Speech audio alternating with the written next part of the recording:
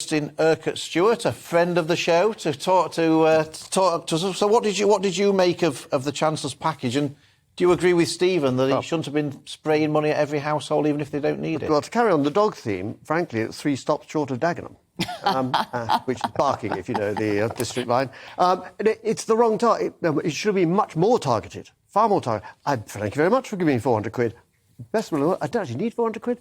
Much better, don't give it to me because am I going to give it to somebody else? Well, I'd like to think so, but that won't happen. OK, just throw this in, rather than making a complicated administration system. Sometimes they say it is easier to hand it to everybody because more money would be wasted not doing that. Is that a good enough excuse? Actually, I don't think it's a good enough excuse. If you were going to try and do that, you'd probably make sure, pay it to everyone and make it tax deductible, taxable rather, and try and do that. No, use the money much more specifically, and particularly for a politician. I think one of the most important things is to make sure the right story is coming out. You're helping the weakest there, those with the broadest shoulders, etc., and all of that.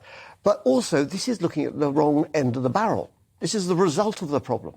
How do you actually deal with it? Now, I appreciate with the global inflation, commodities and a war, all those things going on, and the pandemic, but we don't spend so much. We don't encourage people to do things like very serious insulation, which doesn't have to be that expensive, to start cutting down on those things. We know our housing stock is not very good.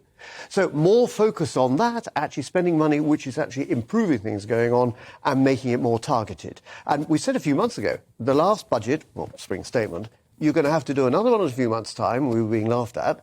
And there we are. You could see this coming. And there's more to come this autumn, more inflation to come. But in terms of helping people, targeting it, isn't it the case that actually it's not just the people on the lowest incomes who are struggling to pay the bills at the moment? There's an awful lot of people who are struggling to pay the bills, much higher up the income stream, whose bills have gone up massively. And so isn't that why the Chancellor was right to say, well, I'm not going to just focus it on a small number of people, because actually there's a massive number of people struggling. Which is why, therefore, this should have been taken much more seriously. I think really people did the maths to start with, and actually, if it goes up by 100%, and then again, what's the impact on most people? The answer is this is economically as dangerous as the pandemic, because you're effectively then going to find people in serious economic poverty. I know people always talk about people below the poverty line in this country. No, not compared to these emerging economies, they're not. They're actually better off.